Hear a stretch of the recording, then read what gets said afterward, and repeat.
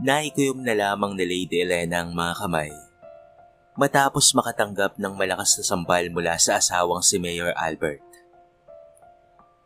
Gusto niya lang namang samahan ang anak na si Stephen sa school dahil may parents meeting sa ngayon. Pero ang nais ni Albert ay samahan niya ito sa isang political rally. Malapit na kasi ang eleksyon at kasagsagan ng rally. Muling tumakbo ang asawa niyang si Albert sa posisyon nito bilang mayor ng bayan nila. Sinabi ko naman sa'yo na pwede namang si Yaya Nelly na lamang ang pumunta sa school. I need your face beside me, Elena. May hinaong wika nito. Kapag tahimik at mahinahon nito, ay mas ikinakatakot na Elena kaysa namumulyaw si Mayor Albert Faustino. Kasi kapag nagkamali siya ng sagot, ang sumunod sa katahimikan nito ay ang umatikabong sampal at sapak nito sa mukha niya. O kaya naman ay palo sa ulo niya. Ganito ang asawa niya at napapagod na siya sa pananakit nito. Natatakot din siyang sumuway sa kagustuhan nito dahil tiyak na ilalayo nito ang anak nilang si Stephen sa kanya. Pero Albert, nangako ako kay Stephen. Malaki na ang anak mo at maiintindihan ka na niya. So I need you to fix yourself. At pwede ba, huwag mong subukan ang pasensya ko? Noong minsang lumaban siya kay Albert at lalayasan na sana niya ito, ay binantaan siyang hindi niya na makikita pa ang kanyang anak. Ipapadala nito sa mga magulang nitong nasa Poland. Walang pera si Elena dahil isa lamang siyang mahirap na babae na inasawa ni Albert. Albert! Nanlulumong usal ni Elena nang muli siyang hawakan ng maigpit ni Albert sa braso. Pakaramdam niya ay madudurog na ang buto niya sa ginagawa nito sa kanya. By word is rule, Elena. Nagkakaintindihan ba tayo? Nangilid ang luha sa mga mata ni Elena habang sapo-sapo ang namumulang mukha. Now, get some ice and put it in your face bago pa yan mamaga. Dalian mo. Mahihirapan na naman ang makeup artist mo. What I need you to do is to smile beside me in front of the people of this town. Now, go and fix yourself, Elena. Nagmamadaling iniwan ni Elena ang asawa na ngayon ay nakikipaglaro na naman ng apoy sa sekretary niyang si Desiree. Matagal na nitong kabit ang sekretary na si Desiree. Noong nakaraang taon nga, ay pinagbubuntis nito ang anak nila ni Albert. Lahat ng pagpapakumbaba, pag-iintindi, at pagtitiis ay ginawa ni Elena sa pagsasama nila ni Albert. Pero ang napala lamang niya ay pagyurak sa pagkaasawa niya, pananakit at kawalang respeto ni Albert sa kanya. Ayaw nitong maghiwalay sila para sa iniingatan nitong mukha sa publiko. Ang mahalaga kay Albert ay ang posisyon nito bilang mayor sa bayan nila at ang kapangyarihan nito. Pero pagod na si Elena.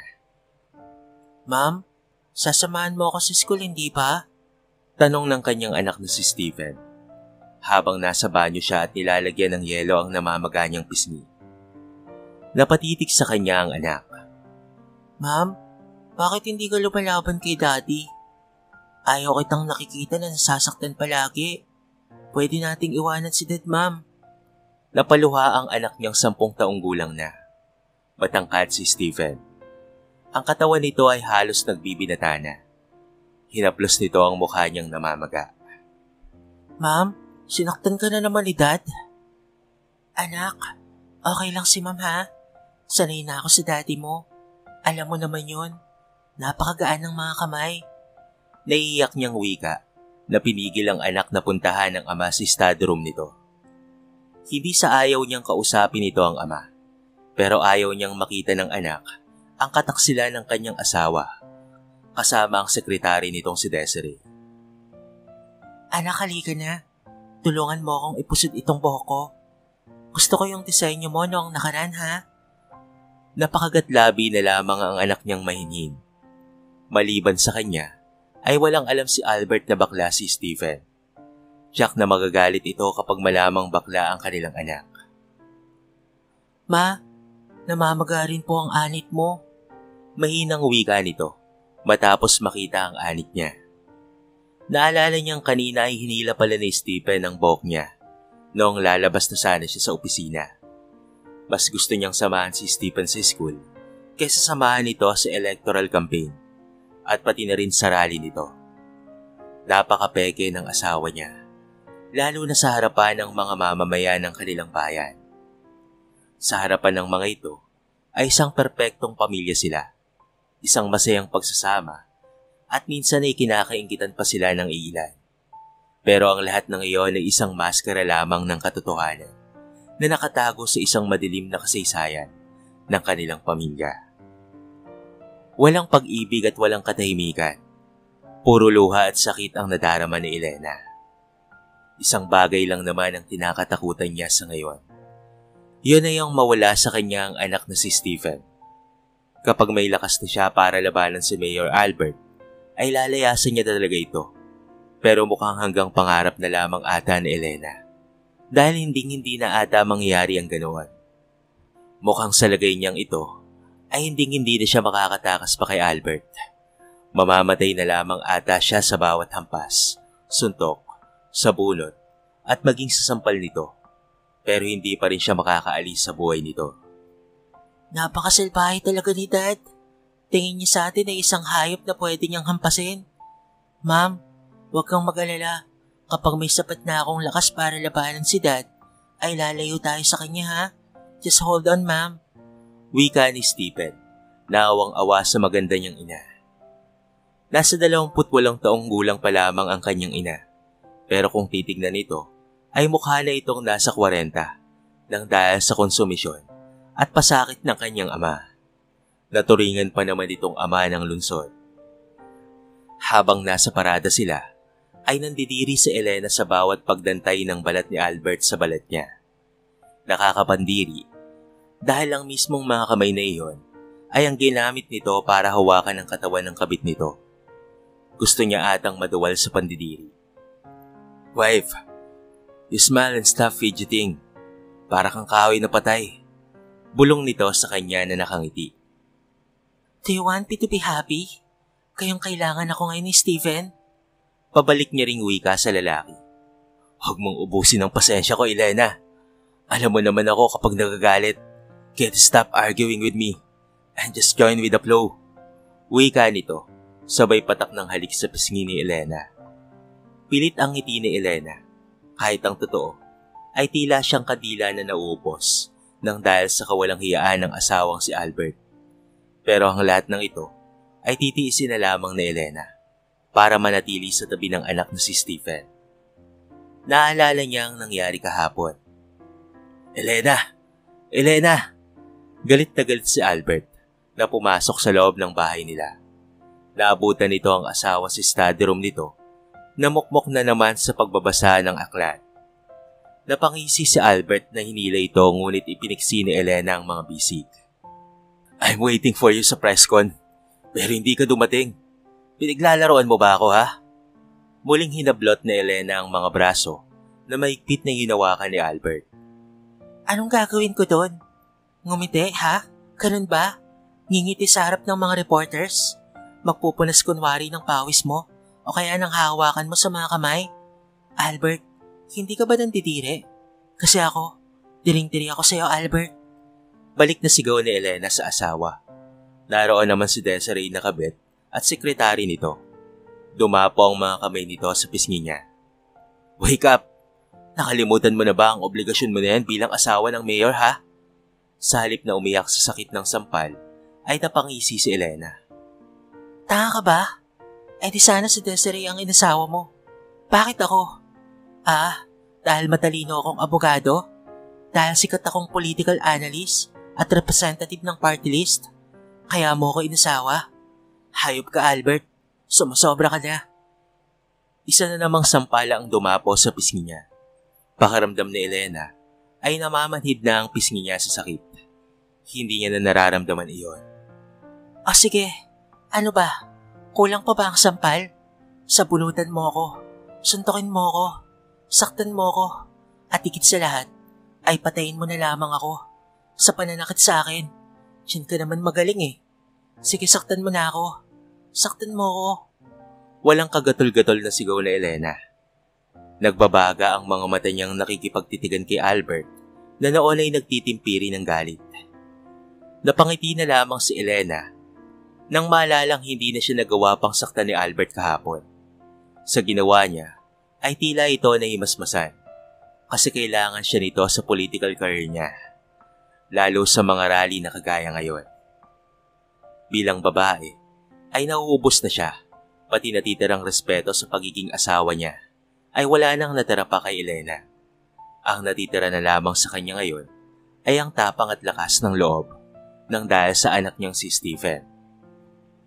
Kailangan niya pang lumaban para sa anak niya. Ito na lamang ang tanging dahilan na meron siya para labanan ng asawa at manatili pang buhay. Sa sitwasyon na kinasudlakan ni Elena, ay tila isa na siyang patay na buhay. Isang malaking desisyon sa buhay niya noon ang pakasalan si Mayor Albert. Isa lang naman siyang simpleng probinsyana na umaangat sa paaralan. Nakapag-aral sa isang prestiyosong paaralan at nagtapos ng cum laude sa kursong Political Science. Isang party list representative noon si Elena at malakas ang hatak sa party list nila. Kaya ginagawa ni Albert ang lahat para lamang mapasa kanya si Elena. Siya namang isang tanga na nagpapaalipin sa pagmamahal niya sa lalaki. Isang napakalaking pagkakamali ang desisyon na iyon. Isang bagay lamang ang hindi pinagsisiyan ni Elena. Iyan ay ang pagdating ni Stephen sa buhay niya. Si Stephen ang nag-iisang meron siya sa mundo na dahilan kung bakit pa siya lumalaban sa buhay. Nangangawit na ang mga paa ni Elena sa pagtayo. Kaya noong matapos ang parade, ay nagmamadaling pumasok siya sa sasakyan. Nakita niya ang driver ng asawa na si Bernie. Kaagad itong yumuko sa kanya at pinagbuksin siya ng pinto. Salamat, Bernie. Ani ang ngumiti. Ma'am, baka nagugutom ka. Heto, ipinagtabi kita ng pagkain. Inayabot sa kanya ni Bernie ang isang lunchbox na may lamang fried chicken at kanin. Totoong gutom na siya. Pero wala siyang ganang kumain kanina. Lalo na at nasa harapan niya sina Albert at ang sekretary nitong si Desiree. Tapos na rin naman na ang palabas, kahit hindi niya na kailangan pang makipagplastikan sa mga kasamaang kandidato ng asawa niya. Salamat. Tinanggap niya ang pagkain at kumain sa loob ng sasakyan. Napangiti na lamang siya nang abutan siya ng tubig ni Bernie. Mabuti pa ang mga tauhan ng asawa niya ay mayroong pakiramdam. Maya-maya lamang ay nakatulog na si Elena sa loob ng sasakyan. Halos gumagabi na, ay hindi pa rin tapos ang mga ito sa pag-iinuman. Napapailing na lamang si Elena na nagpatid kay Bernie sa malaking bahay para makauwi. Muli ay pinagbuksan siya ni Bernie ng pinto at nilalayang makababa. Doon ito nakita ang pasa niya sa braso. Sandali itong napatigil at napatitig sa kanya. Elena, sinasaktan ka na naman ba ni Mayor? Hindi makapaniwalang wika nito. Konti lang naman yan, Bernie. At sanay na ako. Wala sa sariling sagot niya, pero gusto niya talagang umiyak. Magkakilala sila ni Bernie dahil kaklase niya ito dati at maigpit na manliligaw niya ito noong nasa kolehiyo pa lamang sila. Isa itong pulis na ngayon ay driver at bodyguard ng asawa. Hindi na ito pumasok sa PNP at nagtiis bilang driver ng asawa niya. Nasaan na ba ang Elena na kilala ko noon ha? Bakit mo siya inahayaang saktan ka? Maliban pa sa pangangabit nito, ay binubugbog ka pa. Batig niya ang galit ni Bernie sa mga binibitawan nitong salita. Huwag ka na lang makialam kung nais mong mapayapa ang buhay mo, Bernie. Mga alis na sana siya nang yakapin siya ng lalaki. Elena, sumama ka na lang sa akin. Iwanan mo si Albert. Hindi ka niya mahal. Ako, Elena, mahal kita at hindi ko hayaang masaktan ka sa piling ko. Napatawa ng pagak si Elena pagkatapos ay itinulak ito. Stop your foolishness, Bernie. Hindi ako pwedeng umalis sa buhay ni Albert.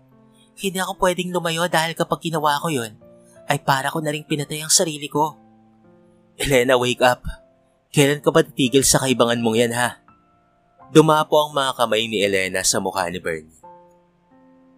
Listen, Bernie. Hindi mo ako kilala kaya ka ganyan. Hindi mo kilala ang totoong pagkatao ko. Hindi ko mahal si Albert, pero nananatili ako sa kanya dahil ayokong mawala sa akin ang buhay ko. Kapag iniwan ko siya, mawawala sa akin si Stephen. Anak ko lamang ang mahalaga sa akin, kahit tigilan mo ko. Hindi nakahuma si Bernie. At tawang-awa kay Elena. Wala na ba talaga siyang magagawa para iligtas ang babaeng minamahal niya sa matagal na panahon? Wala na ba talaga siyang kayang gawin kung hindi ang bumili na lamang ng gamot sa mga pasa nito? Kaya siya pumasok na driver ni Albert. Ito ay dahil kay Elena. Kung sana lamang ay magkaroon ng lakas ng loob si Elena para labanan ang asawa nito. Napabuntong hininga na lamang si Bernie habang tinatanaw ang papalayong babae. Habang si Elena ay masayang nakita si Stephen na nag-aaral sa loob ng kwarto nito. Ma'am, narito ka na pala. Sabay yakap sa ina. Malungkot ang mga mata ni Stephen na nakatitig sa ina. Sa kabila ng matatamis na mga ngiti nito sa kanya, ay nakakubli ang kalungkutan ng ina. They look so perfect together. Ang kanyang ama at ina sa harapan ng kamera ay napaka-perpektong mag-asawang tingnan. Pero alam ni Stephen ang paghihirap ng ina. Anak, pagkatapos mo sa ginagawa mo, magpahinga ka na ha. Pagod si Mami, magpapahinga na rin ako maya-maya. Kagad na pumunta na si Elena sa kwarto nila ni Albert nang mapansing bukas ang opisina nito. Kaya't pumasok na roon si Elena. Nakita niya ang isang folder na nasa mesa ng asawa. Ilang ulit niya nang nakita ang folder na iyon, pero hindi niya alam kung ano ang meron doon. Binuksan na yun ni Elena at nagulat siya sa nakita. Isang lupa at bahay iyon na nakapangalan kay Desiree. May isang bank account pa na may napakalaking pera ang naroon. Napalunok si Elena. Nanghihina ang babae at nanlulumo. Nangilid ang mga luha sa mga mata niya. Ganito na lamang ba talaga siya kawalang silbi na asawa at ina ni Stephen? Silang dalawa ng anak niya ay walang pera at umaasa lamang kay Albert. Pero si Desiree at pati na rin ang anak nito ay may lupain at bahay. Meron pang negosyo na nakapangalan din kay Desiree. Hindi napigilan ni Elena na makaramdam ng awa sa sarili. Hanggang kailan ba siya magtitiis sa ganitong buhay? Masama ang loob ni Elena na pumasok sa loob ng kwarto nila ni Albert. Wala siyang pag-aari sa lahat ng ari-arian ni Albert, maliban na lamang sa pangalan na asawa niya si Albert. Naikuyom niya na lamang ang kanyang kamao. Ilang taon na ba siyang ginagamit ni Albert para sa pansarili nitong intensyon? Habang nagmumuni-muni, ay nabuo sa isipan ni Elena. Hindi siya pwedeng habang buhay na mamumuhay na lamang sa takot at habang buhay na lamang na sumasailalim sa lahat ng kagustuhan ni Albert. Simula ngayon, ay babaguhin ko na ang buhay na meron ako. Kung gusto mo ng gulo, pwes makikita mo ang hinahanap mo, Albert. Ipupunyag ko sa publiko ang lahat ng kawalanghiyaan mo. Aniya sa sarili, na bumangon sa kama at naligo sa banyo. Aalisin niya ngayon sa paliligo ang lahat ng libag na iniwan ni Albert sa katawan at pati na rin sa pagkatao niya. Ang mahaba niyang buhok ay pinutol ni Elena. Ibabalik niya ang dati sa lahat. Ibabalik niya ang Elena na dati ay tinitingala ng lahat sa pagiging matalino at utak ng politika sa lugar nila. Hindi na siya magpapaapi pa kay Albert. Sigurado siyang maiintindihan siya ng kanyang anak na si Stephen sa gagawin niya. Magsisimula na siya sa paglikom ng ebidensya laban sa kabulastugan nitong si Albert. Hiwalay niya ito. Pero bago niya gawin ang lahat ng iyon, ay tuturuan niya na muna ng leksyon si Albert. Isang leksyon sa buhay na hinding-hindi nito makakalimutan. Tinawagan niya ang matalik na kaibigan na si Atty. Ariela Gonzaga. Alam niyang hindi siya nito bibiguin. Mabuti na lamang at kaagad na sumagot si Ariela sa tawag niya. Makikipagkita siya kay Ariela Gonzaga. Nang nasa restaurant na siya, ay kaagad siyang dumiretso sa isang private room kung saan ay naka-reserve para sa kanila ni Ariela. Naroon na pala ito at napakalawak ng ngiti nito nang makita siya. Kaagad na tumayo ito at yumakap sa kanya. Hi, kamusta ka na? Miss na kita ah. Akala ko hindi mo na ako naaalala. Sino bang makakalimot sa maigpit na karibal ko sa pwesto sa bar exam? That was close. Kung hindi ka nagkamali ng dalawa, then you got the first rank. Napabunghalit ito ng tawa, sabay turo sa upuan sa kanya. Ano nga din? Alam kaagad nito na may mahalaga siyang kailangan sa kanya. Kaagad na iniabot niya kay Ariela ang isang dokumentong kinuwanan niya ng kopya noong nakaraang araw. Ang mga properties na ibinigay ng magaling niyang asawa kay Desiree. Kasama noon ay ang mga intimate photos ni na Albert at Desiree. Hindi ito nakapagsalita na napatitig sa kanya. Nang makabawi ito at makalipas ang ilang minuto, ay napatawa ito. Tiniis mo ang lahat ng ito ng ilang taon? You're unbelievable, Elena. Pulalas nito na muling sinuri ang mga papeles. Napapailing itong napatitig sa kanya. Hindi tatayo sa korte ang kasong ito, Elena. You know the rules. Iniabot niya sa kaibigan ng isang USB na naglalaman ng kamanyakan ni Albert at Desiree. Nakuha niya yun sa condo unit ni Albert. Matagal niya nang tinatago ang lahat ng ito. Pati na rin ang paternity test ni Albert at ang anak ni Desiree. Yun ang napakalakas na ebidensya na hawak niya laban kay Albert. Napangiti ang kaharap niyang abogado. This is brilliant, my dear. Now, what do you want me to do? Do you want me to stand as your lawyer for an annulment? Kagad na umiling si Elena, sabay lagok ng alak na nasa kupitan niya. It's not that simple, Ariela. I want him to suffer to death sa lahat ng pagpapahirap niya sa akin, sa lahat ng pagbabanta niya sa akin. I'm so tired of this relationship. Napatigil si Ariela sa ginagawang pagbabasa ng mga dokumentong hawak. Napatitig siya kay Elena na ngayon ay may luha na sa mga mata. May ngiti sa mga labing ubod ng pait. Anong gusto mong gawin natin? Gawan mo ng kopya ang lahat ng yan at ibigay mo kay Casey at sa ibang mga journalist. I want Albert to suffer as much as I am suffering. Gusto kong makita siyang naghihirap nang hindi niya alam kung sino ang kalaban niya. Napataas ang kilay ni Ariela at sinundan niyo ng malutong na tawa. Hindi niya inaasahang ang isang kind, gentle and loving wife ni Mayor Albert ay magiging ganito kalupit.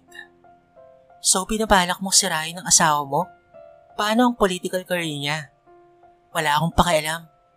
Ariela, ako ang nagbigay sa kanya ng posisyon na yan.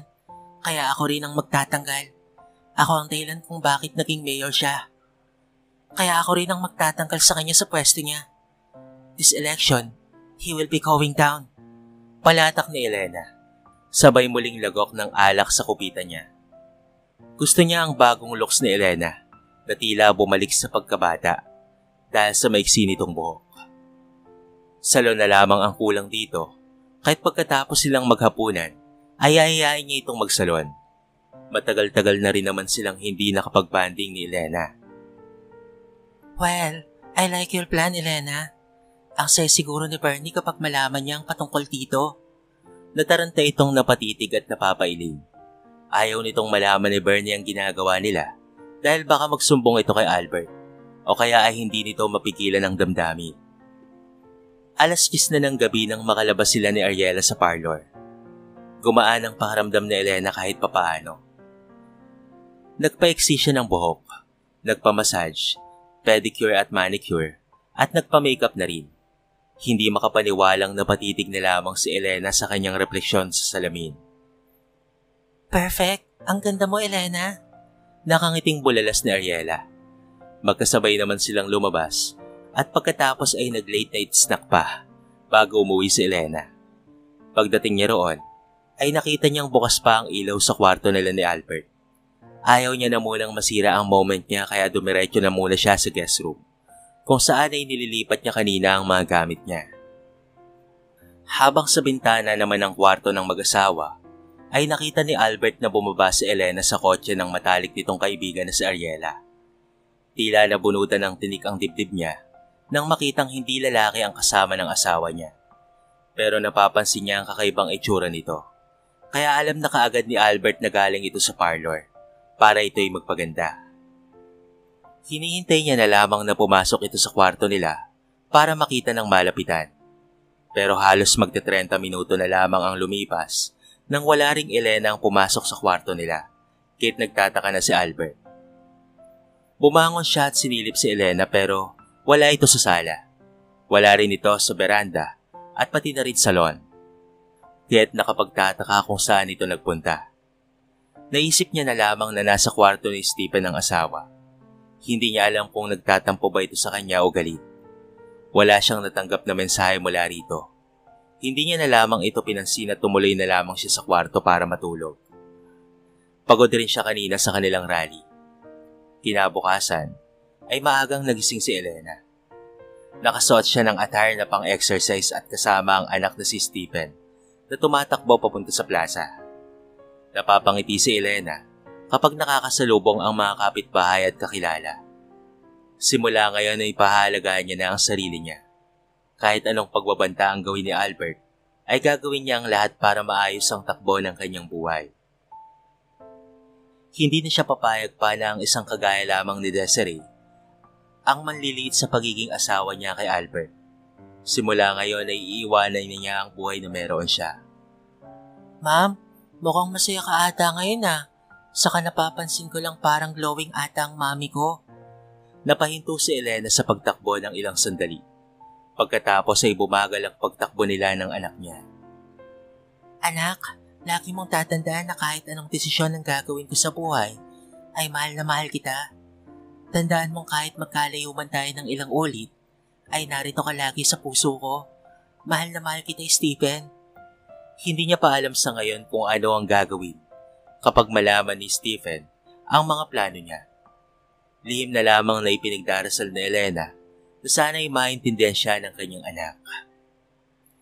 Ma'am, naiintindihan kita. Kaya kung gusto mong layon si Dad, ay gawin mo na. Matagal ko nang sinasabi na gawin mo ang mga bagay na makapagpapasaya sa'yo. Gustong maiyak ni Elena sa sinabi sa kanya ng kanyang anak. 8:00 ay nakabalik na sila sa malaking bahay ng asawang si Albert. Pawis na pawis siya at ganoon rin si Stephen. Hindi na siya magtataka kung naroon man si Desiree sa loob ng bahay. Dinaanan niya na lamang ang dalawa na sina Albert at Desiree na nag-uusap sa sala. Seryoso ang dalawa sa pag-nag-uusapan.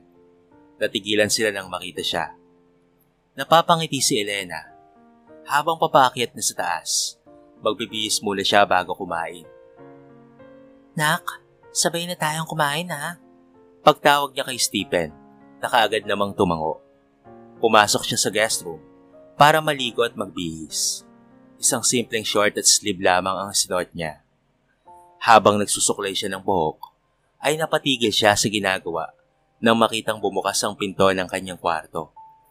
Iniluwa roon ang seryosong mukha ni Albert na nakatitig lamang sa kanya. Hindi niya ito pinansin at ipinagpatuloy lamang ang pagpapatuyo ng buhok. Bakit ka lumipat dito? Seryosong tanong ni Albert sa kanya. Bakit mo tinatanong? Hindi mo naman siguro kailangan pa ng sagot ko, hindi ba? Halata naman. Pwede mo namang ibahay ang kapit mo. Pwede na kayo roon sa kwarto. Wala sa sariling sagot niya habang binuksan ang drawer at kinuha roon ang facial cream. Elena, nakakapanibago ka. Wala namang ipinagbago maliban sa paglipat ko rito. Tumayo na si Elena at nag-spray ng pabango. Nagulat na lamang siya nang bigla siyang hablutin ni Albert. May tinatago ka ba sa akin? Napatawa na lamang si Elena na hinarap ang asawa. Wala akong tinatago. Maliban sa nagising na ako sa kaibangan ko. Tinanggal niya ang mga braso nitong nakapulupot sa bewang niya. Anong ibig mo sabihin? Akmang halikan niya sana ang leeg ng asawa. Kailan lang ba ito nagpalit ng body wash? Sobrang bango kasi ni Elena at gusto niya ang amoy nito na nakakahalina. Muli niya itong niyakap dahil sa pag-aakalang nag-iinarte lamang ito. Get off your hands, Mayor. You reek of Desiree's perfume. Nakakasuka ang amoy. Tuluyang lumayo si Elena sa asawa at lumabas ng guest room. Naiwan doon si Albert na hindi makapaniwala sa nangyari. Hindi siya makapaniwala sa ginawa ngayon ni Elena. Dati kasi gustong-gusto nitong nilalambing niya. Halos hindi na matandaan pa ni Albert kung kailan nga ba ang huling pagkakataon na nilambing niya ang asawang si Elena. Kapag kaharap niya ito, ay lagi nilang pinag-uusapan ay kung papaanong umarte sa harapan ng mga voters niya, sa harapan ng media at ng mga kapartido niya sa politika. Kung minsan naman ay pinagbabantaan niya itong hindi na makikita ang anak nilang si Stephen kapag medyo sumusuway ito sa kanya. Lagi niyang tinatakot si Elena na ipapadala sa Poland ang kanyang anak kapag sumuway ito sa lahat ng kagustuhan niya. Kapag ganitong usapan, ay nagiging masunuri ng asawa niyang si Elena. Maraming bagay kasi silang hindi na pagkakasunduan. Higit sa lahat, ay hindi niya talaga mahal si Elena. Kaya lamang niya ito niligawan at pinakasalan noon, ay dahil na-impluwensyahan nito sa politika. Isa itong napakagaling na political ally, dahil nasa likod ni Elena ang napakalaking party list sa bayan nila. Kaya noong unang tumakbo siya bilang mayor, ay nasecure niya talaga ang panalo ng dahil sa asawa niya. Ito ang unang pagkakataon na lumayo sa kanya si Elena sa tuwing nilalambing niya. Kung iisipin, napakalaki na talaga ng nagawa niyang kasalanan kay Elena. Kinabit niya ang sekretary na si Desiree at may anak sila. Si Desiree kasi talaga ang babaeng minahal niya. Minsan dahil sa bugso ng damdamin niya, ay napagbubuhatan niya ng kamay si Elena. Napabugan na lamang siya ng hangin at nagbalik sa wisyo nang marinig ang boses ni Elena na tinatawag si Stephen para kumain na ng almusal. Bumaba na rin siya para sumabay na kumain sa dalawa. Nakaalis na kasi si Desiree matapos niyang bigyan ng pera. Yes, ma'am. Bakit hindi mo subukan? Patok ang ganyang negosyo ngayon. Saka famous ka na naman sa bahay natin kaya sigurado kung maraming gustong bumili ng product mo. Narinig ni Albert na wika ni Stephen. Brilliant idea, anak. Tatawagan ko mamaya si Miss Gillian. Saka next week ay makapag-beach na tayo kasi may pera na si Mami. Natigilan si Albert sa may pinto ng dining room. Simula pala noon ay hindi niya na nabigyan ng pera pa si Elena dahil hindi naman ito humihingi. Ang lahat ng damit at pangangailangan nito ay si Desiree ang bumibili. Hindi nga niya natanong dito kung ano ang kulay ng damit ang paborito nito. Really, ma'am? Gusto ko yan. Mami, babalik ka ba sa trabaho mo? Yes, anak. Tinanggap nila ako muli bilang political analyst. Kaya, magsa-celebrate tayo ngayon sa bago kong trabaho. Masayang-masaya ang mag-ina niya na para bang itinulos sa kinatatayuan si Albert. Narinig niyang babalik sa dating trabaho niya si Elena. Hindi man lamang ito nagpaalam sa kanya. Gusto niya itong kumprontahin, pero sa nakita niyang saya ni Stephen at Elena, ay naikuyom niya na lamang ang kanyang kamao na lumapit sa dalawa at naupo sa hapag. Parang hangin lamang si Albert sa harapan ng nagkwekwentuhang mag-ina.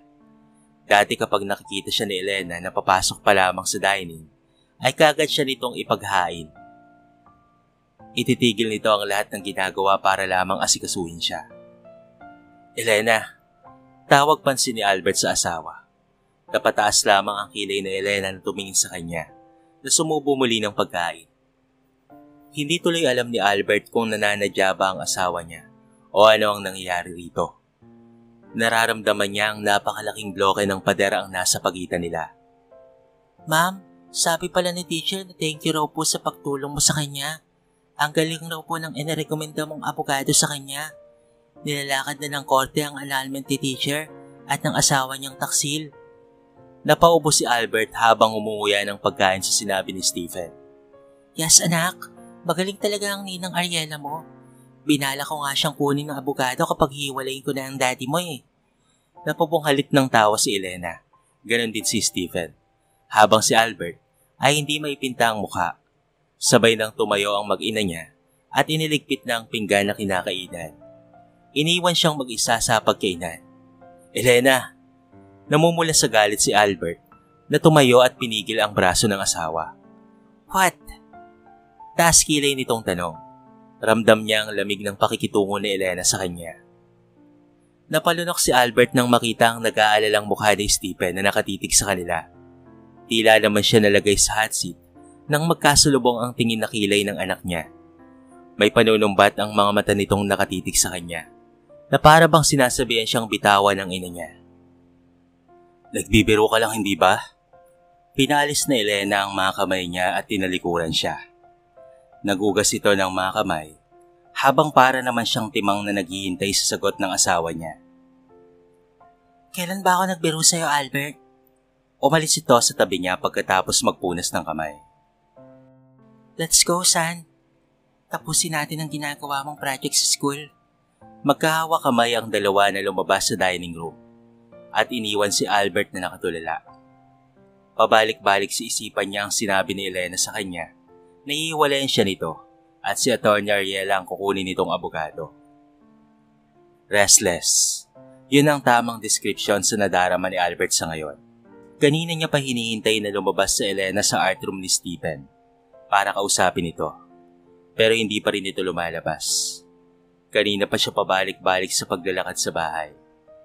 Naririnig niyang masaya ang dalawa sa loob sa pagpipintura ng ginagawa ng anak na malaking painting. Magaling kasi ang anak niya sa pagpinta. Hindi na siya makapaghintay pa kaya binuksan niya ang art room ni Stephen only to find out na nakatulog na pala ang dalawa.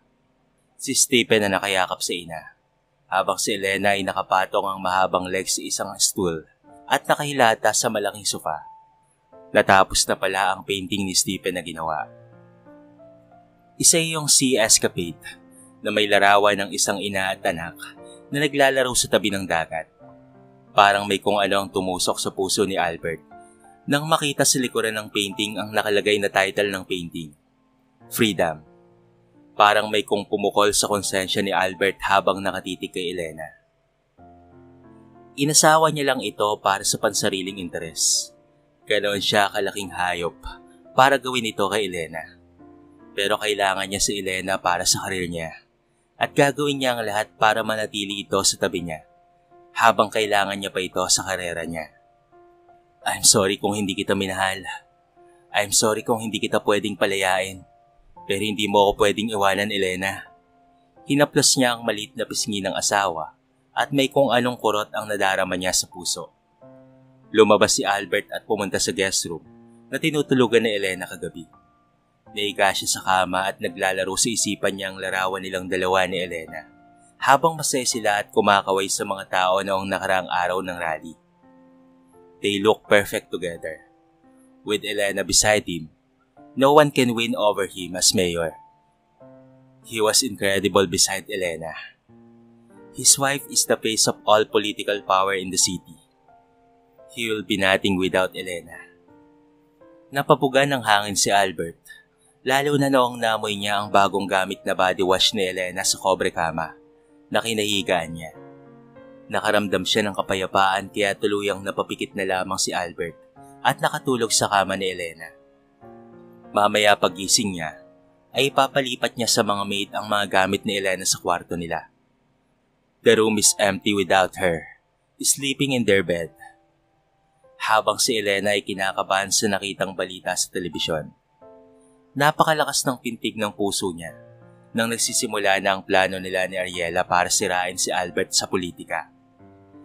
Napalunok siya habang isa-isang nilalabas ng isang showbiz reporter ang mga intimate photos nila ni Desiree at ng magaling niyang asawa. You pushed me to this limit, Albert. Naubos na ang pasensya ko sa'yo. Napatulo ang luwas sa mga mata niya habang pinapanood ang showbiz reporter na sinisira ang pangalan ng asawa niyang mayor. Pinahid niya ang mga luha at pinatay ang telebisyon.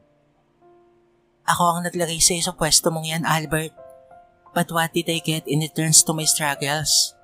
Muling napatulo ang mga luha na tumungo siya sa guest room para magbihis ng swimsuit. Magpapalamig siya ng ulo at pati na rin ang kanyang katawan sa swimming pool. Simula pa lamang ito ng lahat, Albert. Bago kita iwan, I have to make sure na wala nang matitira pa sa'yo. Suot ang swimsuit ay bumaba si Elena. Papunta na ng swimming pool nang madaanan si Albert at Desiree at nagtatalo ang mga ito. Napatigil ang dalawa nang makita siya. Si Albert naman ay natigilan ng mapatitig sa kanya. Where are you going with that suit? Napakalaki ang boses nito. Maliligo sa swimming pool.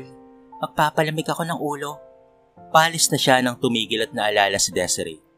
Bumalik siya sa harapan ng dalawa na nakapamewang. Ayusin niyo ang problemang ito bago pa man dumating ang eleksyon. Kung hindi, matatalo ka, Albert. Isang masamang tingin ang ipinakol niya kay Desiree. Elena, you should be the one to clear your husband's name in the public dahil ikaw ang asawa niya. Nagpapaawa pang wika ni Desiree na ikinagulat ni Elena. Talaga bang hindi ito nag-iisip? Alam mo namang sekretary lamang ako ni Albert. Ikaw itong pinakasalan, kaya ikaw ang dapat na umarap sa publiko para malinis ang pangalan ni Albert. Kagad na sumandal pa ang malanding si Desiree sa balikat ni Albert. Hindi pa ito nakontento at tinarap ang asawa niya para yakapin. Isinubsob ang pisngi sa dibdib ni Albert.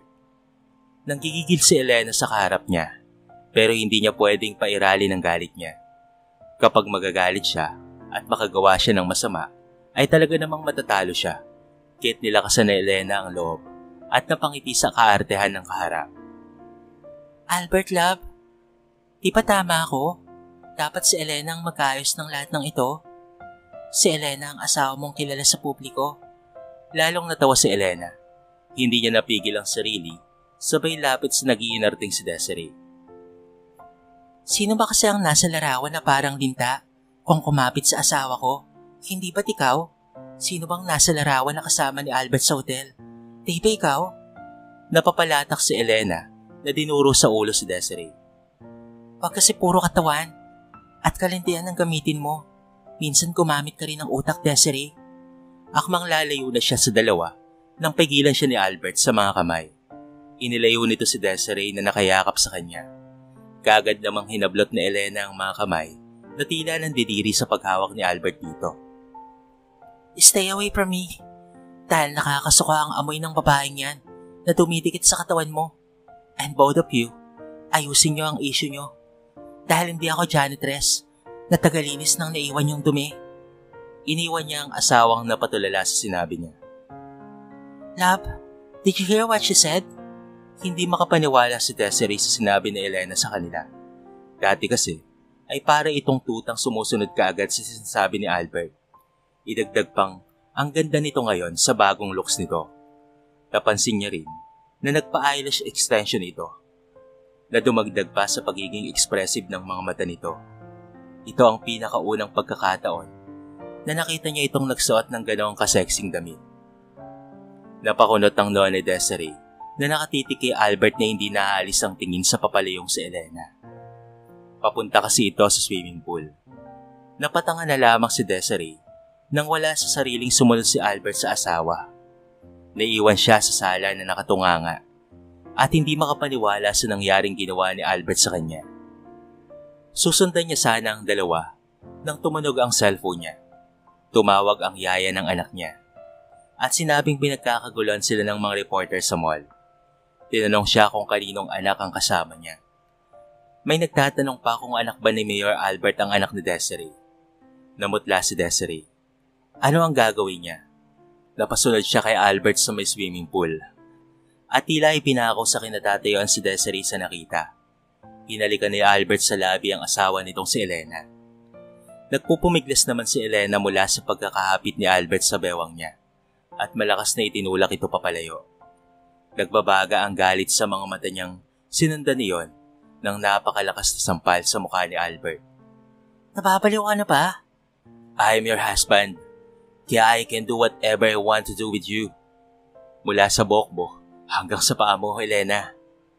I own you because I am your husband. Bulyaw nito na ikinatawa naman na Elena. Nalalasahan niya pa ang lasa ng dugo sa labi ni Albert na kanyang kinagat. Tinawanan niya ng nakakaloko ang nanggagaliting asawa. Asawa lang kita sa papel at hindi mo ako pag-aari. I own myself. At hindi ako pag-aari ng isang mabantot na asong kagaya mo. Why not go to your beach?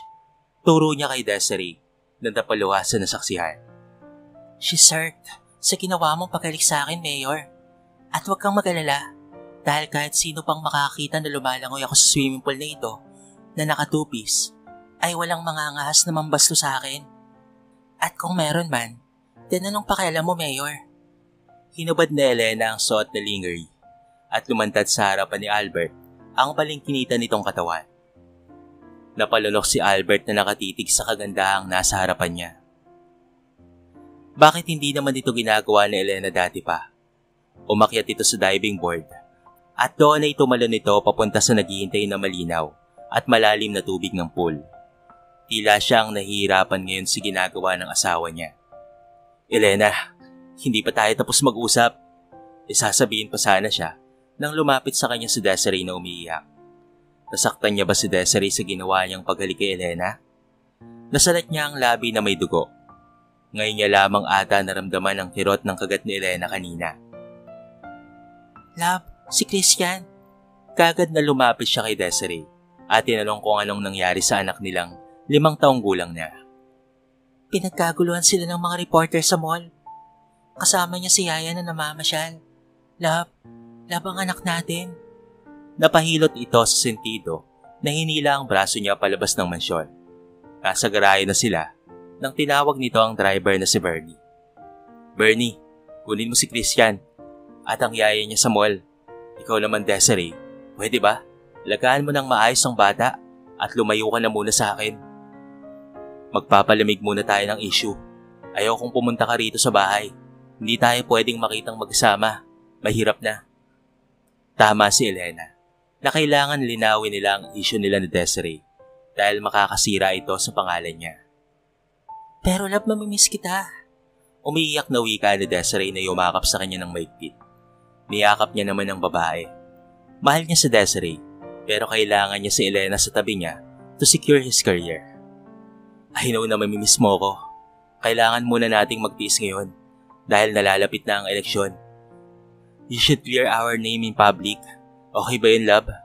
Hinalikan niya ito sa noo kaya kaagad na tumango ito at inalalayan niya itong sumakay sa kotse. Nakalis na si Desiree habang naiwan si Albert na bumalik sa kwarto niya. Pero bago pumasok doon, ay inutusan niya na muna ang isang katulong na ibalik sa kwarto nila ang mga gamit ni Elena. Mayor, naigpit na pilin po ni Ma'am Elena na wag papakialaman ng mga gamit niya. Mananagot raw po kami sa kanya kapag pinakialaman po namin ang gamit niya sa kwarto. Reklamo ng katulong sa kanya. Ako ang nag-utos sa inyo na ibalik ang mga gamit niya sa kwarto namin. At bakit mo naman yun gagawin ha, Mayor? Pinagbigyan na kita para makasama mo si Desiree sa kwarto mo. Wika ni Elena na inirapan siya. Basang-basa ito na pumasok sa bahay at paakyat sa guest room nang makita siya at ang katulong. Elena, asawa kita. Ano po problema mo? Asawa mo lang ako sa papel at expired na ang nararamdaman ko sa'yo. At wag mo akong dramahan dyan, Mayor, dahil hindi ka nakakatawa. Umakyat na si Elena sa itaas, kahit nagmamadali siyang sumunod sa asawa. Pero dahon ng isinarang pinto na lamang ang kinakaharap niya sa guest room, na nilipatan itong si Elena. Naikuyom ni Albert ang kanyang kamao. Ito ang unang pagkakataon na ginawa ito ni Elena sa kanya. Hindi siya makapaniwala na magagawa ito ni Elena sa kanya. Sa ilang taong pagsasama nila, ay naging mabuti itong asawa sa kanya.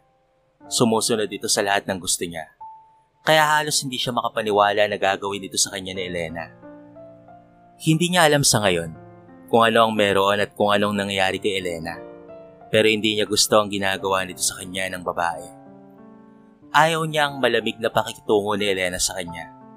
Napahilot si Albert nang maramdaman ang tila hapdi sa puso niya sa ginagawa ni Elena sa ngayon. Hindi naman siya makapaniwala na sa iilang araw lamang ay magbabago sa kanya si Elena. Habang sa loob naman ng kwarto ay nakaharap sa salamin si Elena. Excited na siya sa darating na Lunes na bumalik sa trabaho. Muli, ay sinad niya ang mga mensahe kay Ariela, mga larawan ni Desiree at Albert na galing dito sa bahay nila. Kinuha niya yun kanina mula sa monitor ng CCTV nila sa bahay. Panibagong larawan na yun at tsak na pagkakaguluhan ng mga tao sa social media. Alam niyang lilinisin ni Desiree ang pangalan ni Albert. Kaya bukas sa ilalabas na naman nila ang mga larawang iyon sa isang political blog. Sisirain kita, Albert. Pagbabayaran mo ang lahat ng pananakit mo sa akin bilang babae at bilang asawa mo. Nakangiti siya habang nagbibihis. Magluluto siya ng pagkain nila ni Stephen para sabay na sila ng anak niyang maghapunan.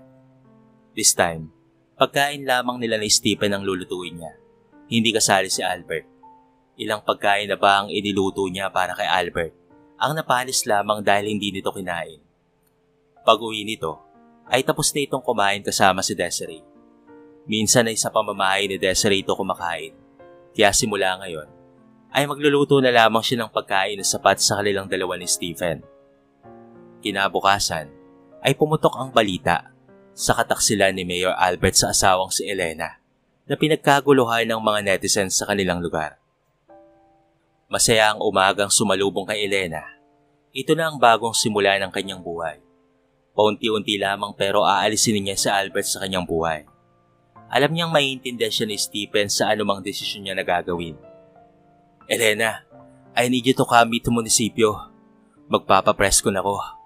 Sabi ni Albert pagbaba ng sala na may bitbit na attache case. And so, papasok ako ngayon sa unang araw ng trabaho ko. Kayo na lamang ni Desiree ang magpatawag ng conference. Issue niyo naman yun. Ani ang dala ang gatas ng anak na si Stephen. Anong papasok? Teka nga, saan ka magtatrabaho? At bakit ka magtatrabaho? Hindi makapaniwala si Albert na sagara na talaga ang pagrebelde ng asawa niya. Una ay ang paglipat nito ng kwarto. Pangalawa ito ngayon.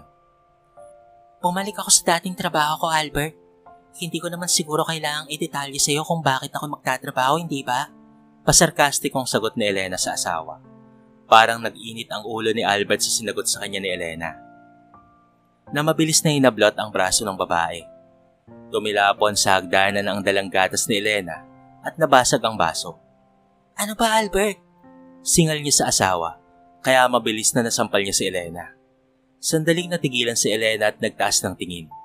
Puno ng galit ang mga mata nitong sinalubong ang mga titig ni Albert. Oo, totoong ilang ulit niya nang nasaktan si Elena. Pero ito ang unang pagkakataon na nakita niya ang galit sa mga mata nito. Elena. Ano? Are you satisfied now? O baka kulang pa? Kumagaling na yung pasa ko. Baka gusto mong lagyan ulit ng pasa. Sige, gawin mo. Total dyan ka naman magaling eh. Inilapit niya ang mukha kay Albert. Ano? Sasampalin mo pa ako? Kung gusto mong suntukin ako, gawin mo. Ganyan ka naman lagi eh. Matapang ka lang kapag ako ang kaharap mo. Bakit hindi mo harapin ang mga reporters ha? I am so tired to be your toy. At simula ngayon, hindi mo na ako pwedeng utos-utusan, Mayor. Isang malutong na sampal ang dumapo sa mukha ni Albert mula kay Elena. Anong ibig mong sabihin? Hindi ka ba nakakaintindi talaga ng ayoko na? Hindi mo na ako pwedeng bitbitin kung saan mo lamang gusto pumunta. Dahil simula ngayon, I will be on my own now. Namumula sa galit si Elena. Sumabog na talaga ang lahat ng galit na nadarama niya sa loob ng matagal na taon na pagsasama nila ng asawang si Albert. Parang bulkan na nag-aalburuto si Elena na muli pang sinampal ang asawa. Tandaan mo, Mayor, hindi ako bagay sa walang pakialam at walang pakaramdam. Nauubos na ang pagtitimpoy ko sa'yo. So stay away in my sight at bahala ka na sa buhay mo. Pagkasabi noon, ay galit na iniwan si Albert sa kinakatuyuan nito para kumuha ulit ng gatas para sa anak na si Stephen. Elena! Nalulumo si Albert na naupo sa couch. Nakaramdam siya ng sakit na hindi niya naman may paliwanag kung saan ang galing. Sakit ba sa dalawang ulit na pagsampal sa kanya ni Elena? O sakit sa unang pagkakataong binaliwala siya ng kanyang asawa? Nasuntok ni Albert ang mesa, kit nabasag ang base na nakapatong doon. Nasugatan ang mga kamay niya, ngunit dinaanan na lamang siya ni Elena. At umakyat na sa taas para bigyan ng gatas ang anak. Nakakapanibago ang lahat ng ginagawa ng asawa niya at aaminin niyang may kurot sa puso niya dahil sa ginagawa nito. Walang nagawa si Albert para madala si Elena sa press conference na kanyang inihanda. Nauna pa itong umalis sa kanya at tumungo sa pinagtatrabahuan nito. Nakaramdam ng kakaibang kaba si Albert sa muling pagbabalik ni Elena sa trabaho niya. Bakit pakaramdam niya ay nahihirapan siyang huminga sa sitwasyon nila ngayon? Pagdating sa opisina niya sa munisipyo, ay kaagad na sinalubong siya ni Desiree. Mugto ang mga mata nitong halatang galing sa kakaiyak. Mahina kasi ang loob ni Desiree at ibang-iba ito sa asawa niyang matapang at matibay. Isa ito sa mga bagay kung bakit ginusto niyang makuha noon si Elena. Elena is everything to him noon. Kaya lahat ng pagsusumikap ay ginagawa niya, Mapa-oo lamang si Elena. Love, natatakot akong harapin ng mga reporters. Napabuga ng hangin si Albert na naupo sa upuan. Kumuha siya ng sigarilyo at sinindihan niyon. Love, may problema ka ba? Alam na Desiree na kapag naninigarilyo si Albert, ay may malaki itong problema. Si Elena, hindi siya harap sa press con, kaya hindi ko alam ngayon kung paanong harapin ang lahat ng katanungan nila. Hindi nakapagsalita si Desiree. Pati siya ay natatakot rin na humarap sa maraming reporter. Kampante siyang kasama ni Albert si Elena para linisin ang pangalan nila. Pero hindi niya inaasahan na tatanggi itong humarap sa mga reporters. Kung ganon, hindi na ituloy ni Desiree ang sasabihin nang biglang pumasok ang isang tauhan ni Mayor Albert. Mayor, kailangan makita mo to. Ano yan? Napasapo sa sentido si Albert. Matapos makita ang vlogger na tumitira sa kanya na may bagong isyong inilalabas laban sa kanya. Mga papeles ng negosyo, bahay at lupa na ibinigay niya kay Desiree. Pati pa ang personal bank account ng babae na nilalagakan niya ng malaking pera palagi. Hindi niya alam kung saan nakuha iyon ng vlogger. Nag-aalala siyang mas lalong magalit si Elena kapag makita ang balitang ito. Habang si Elena nasa opisina na, ay tuwang-tuwa na pinagkakaguluhan ang pangalan ng asawa niya sa internet. Siyak na bagsak na ang rating nito nang dahil sa sunod-sunod na lumalabas na issue patungkol sa babae nito. Tuwang-tuwa naman sa kanya si Ariela at tinanong siya kung anong next step ang gagawin nila. Napangiti na lamang si Elena. Nakaramdam siya ng gaan ng kalooban niya. Napatitig na lamang si Elena sa hawak niyang mga ebidensya ng kabalbalan nila ni Albert. Naroon sa kanya ang lahat ng mga iyon. Itinago niya para sa pagdating ng ganitong oras. Sa ilang taon ng pagkukulang ni Albert sa bayan nila, ay napakaraming projects na nagawa nito. Pero puro substandard lamang dahil sa malalaking pera na kinukulimbat nito mula sa kaban ng bayan nila. Idagdag pa ang mga pinasok nitong mga illegal na negosyo. Kagaya na lamang ng pagbibigay nito ng permit to operate sa mga illegal loggers at mining companies kapalit ng malaking pera na binabayad ng mga kumpanyang ito kay Albert. Meron din itong illegal na mga activity na ginagawa sa bayan nila. Isang malaking pagkakamali ang nagawa noon ni Elena na tulungan ng isang gahaman sa pera na kagaya nitong si Albert. Ngayon ay siya mismo ang magpapabagsak sa asawa niya. Nagiging protektor pa ang magaling niyang asawa ng mga smugglers at mga sindikato. Kagad na ibinigay niya kay Ariela ang ebidensya ng mga money kickbacks na nakuha ni Albert mula sa mga malalaking proyekto sa bayan nila na puro substandard. Pagpapayaran mo ngayon ang nangyari sa pamilya ni Inay Sally, Mayor. Galit na wika ni Elena na mahigpit ang pagkakahawak sa telepono sabay pindot ng email send. Isang malaking trahedya ang nangyari noon. Nabigla na lamang nag-collapse ang escapade sa isang unfinished building na kasalukuyan pang itinatayo sa bayan nila. Nangyari iyon dahil sa substandard materials na ginamit. Napakalaking halaga kasi ang kinupit ng magaling niyang asawa na sana ay para sa building na yun gagamitin. Nasawi noon at nahulog sa napakataas na palapag ang dalawang anak ni Inay Sally na kapitbahay ni Elena noon. Para hindi na magsalita pa ang ginang, ay binayaran ni Albert ng malaking halaga ang pamilya ng nasawi. Nasa kanya ang lahat ng ebidensya sa pangungulimbat ng pera ni Albert sa construction ng building na yon. Ako mismo ang sisira sa'yo, Mayor. Nakangiting aniya sa sarili. Mapait at malungkot ang nadarama ni Elena. Nasasaktan siya sa gagawin niya, pero ito lamang ang alam niyang paraan para maging masaya siya sa paglaya niya sa mga bisig ng asawang mayor. Ang iladlad sa publiko ang lahat ng kasama nito para matigil na ito sa masamang gawain nito. Siya ang tumulong rito para maluklok sa pwesto at siya rin ang magtatanggal kay Albert sa kung anumang meron ito. Nang sa ganitong paraan, ay hindi na siya mabagabag pa ng kanyang konsensya. Pinahid ni Elena ang luha sa mga mata matapos mabasa ang mensahe ni Ariela na sinasabing, "What she had just sent is awesome." Marami pa. Napakarami pang masamang ginawa ni Mayor sa bayang ito. Tuluyang napayak si Elena. Ang sakit lang kasi, dahil yung taong sobra mong mahal ay dahan-dahan mong sisirain. Kung hindi lang sana ito mas naging gahaman pa, kung naging totoo lang sana si Albert sa pagbibigay ng serbisyo sa publiko, ay hindi niya sana ito gagawin. Kahit masakit ay gagawin ni Elena. Kung ano ang dapat na ginawa niya noon pa man. Matapos ang press con, ay inis na inis si Albert na pumasok sa opisina. Halos kalat ka rin niya na si Desiree. Nang nasa opisina na nga sila, ay tinulak niya ang babae sa sofa. How dare you, Desiree? Bobo ka ba ha? Sinabi ko na sa'yo na huwag kang umamin sa lahat ng itinatanong ng mga reporters. Dapat ay i-deny mong palagi na magkasama tayo at pumupunta ka sa bahay. Mahirap bang intindihin yon ha? Nanginginig sa takot si Desiree na nakatitig sa galit na galit na si Albert. Albert, bakit pa kasi kailangan ko na lagi na magtago sa likod ng asawa mo ha?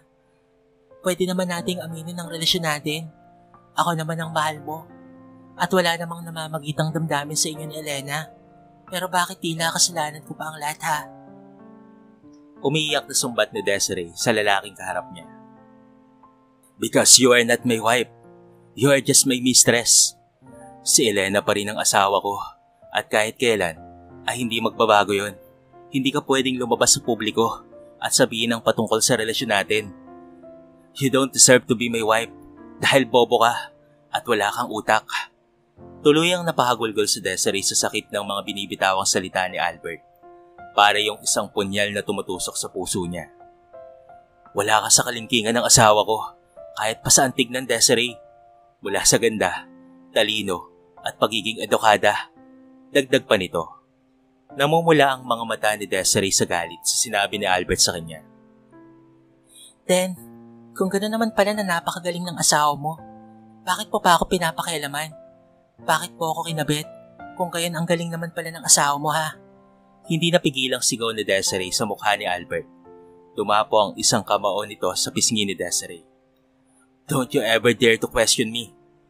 You are such a dickhead woman. Sigaw ni Albert at pagkatapos ay iniwan nito si Desiree. Nasapo ang pisngi na tinamaan ng malakas na kamao ni Albert. Sa mga sumunod na araw ay hindi na pumasok pa sa opisina si Desiree. Nakarating kay Elena ang balitang nasa ospital si Desiree at pinalitan na ito bilang sekretary ni Albert. Hindi man lamang ito dinalaw ng magaling niyang asawa, kaya't mas lalong nagtataka si Elena. Dati naman kapag ganitong may sakit si Desiree, ay si Albert pa ang unang nag-aalaga rito. Dinagdagan niya araw-araw ang mga ebidensya sa lahat ng kasamaang ginawa ni Albert kaya naman pagdaan ng mga araw ay lalong bumagsak ang ratings nito. Bagsak ang public trust ni Albert, habang si Elena naman ay patuloy ang pagtatrabaho at wala na siyang pakialam sa karir ng kanyang asawa. Kung ano-ano na lamang ang ginagawa nitong panunuyo sa kanya para lamang samahan siya nito sa mga rallies niya. Ipinaramdam ni Elena sa asawa ang pakaramdam ng binabaliwala at walang halaga.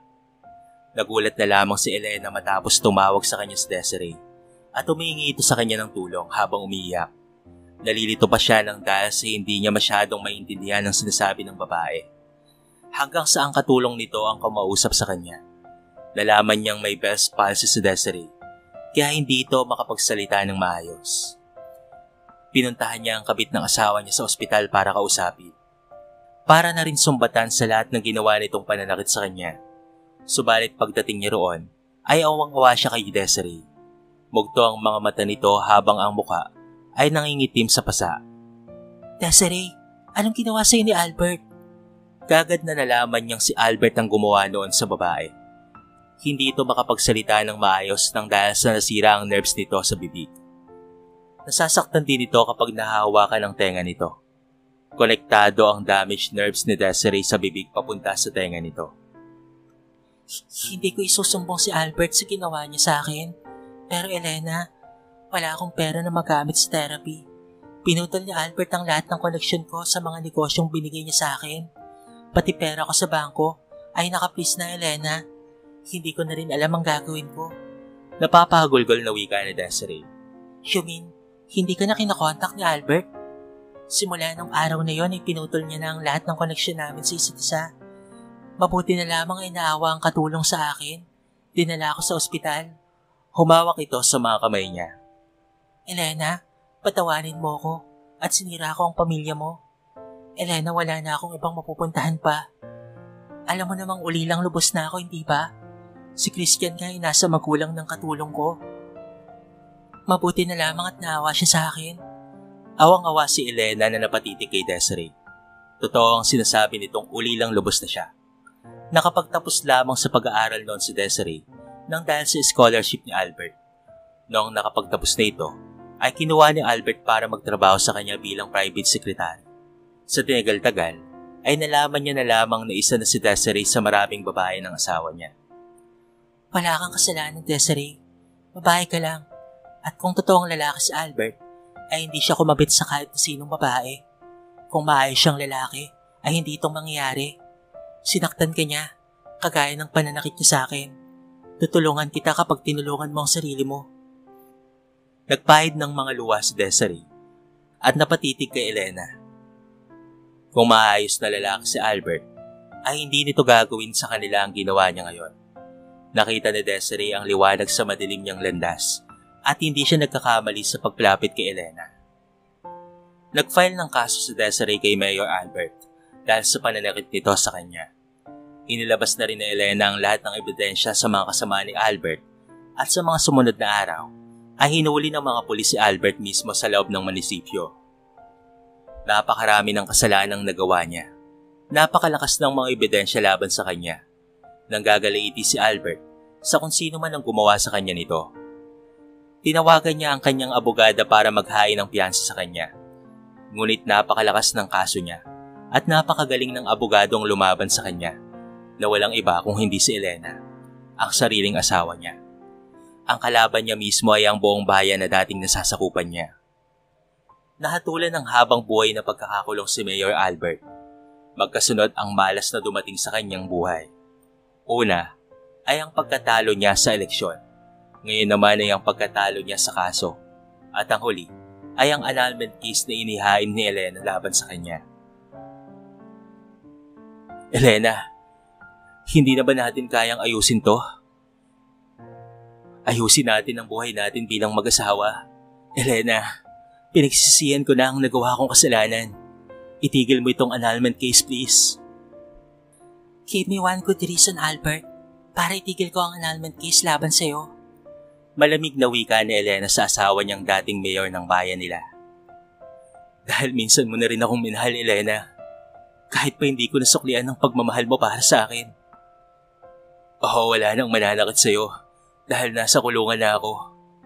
Pero naging mabuting ama naman ako ni Stephen, Elena. Wala nang natira sa akin. Ikaw na lamang at si Stephen. Kapag itinuloy mo ito, ay wala nang matitira pa sa akin. Tumulo ang mga butil ng luha ni Albert habang ginagap ang mga kamay ni Elena. Ngayon niya lamang naiintindihan ng lahat kung gaano niya pala kamahal ang asawa niya. Pero sinayang niya lamang ang pagmamahal ni Elena para sa kanya, na hindi niya pinahalagahan ng dahil sa kalokohan niya. Mapait na napangiti si Elena na hinalikan sa noo si Albert. Sandali itong hindi nakapagsalita at pag-angat ng pisngi nitong nakayuko ay hilam na iyon sa mga luha. Napuno ako ng galit sa iyo, Albert, nang dahil sa kasamaang ginawa mo. Kaya't itinawid kita, naging matapang ako para kalabanin ka, para magising ka sa katotohanan. Siguro may kasalanan rin ako sa nangyari. Dahil hindi ako naging matapang kaagad para igiya ka sa tamang landas. Huli na ang lahat. Dahil nakagawa ka na ng kasalanan, ginawa ko ang lahat ng ito para itama ka sa pagkakamali mo, Albert. Elena! Ginawa ko lang ito dahil mahal kita, Albert. Mapait na napangiti na lamang si Elena, sabay pahid ng mga luha. Salamat at napatawad mo ako, Elena. Garal-gal ang boses na wika ni Albert, habang hawak pa rin ang mga kamay ng asawang nasaktan ng husto sa ginawa niya. Hihintayin ko ang araw ng paglaya mo sa kulungan. By then, baka mapatawad na kita at baka maghilom na ang sakit ng ginawa mo. Hindi na ako magpa-file pa ng annulment. So I will always be your wife, Mayor. Napahagulgol ng tuluyan si Albert na niyakap ang asawa niya.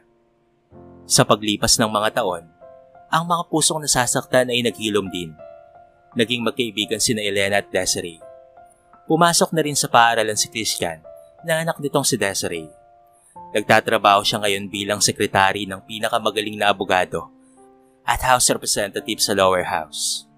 Tuwing araw ng Biyernes ay nagiging rutina ni Congresswoman Elena na dalawin ng asawa sa kulungan. Mayor pa rin si Albert. Pero kakaibang mayor dahil mayor na ito ng kulungan.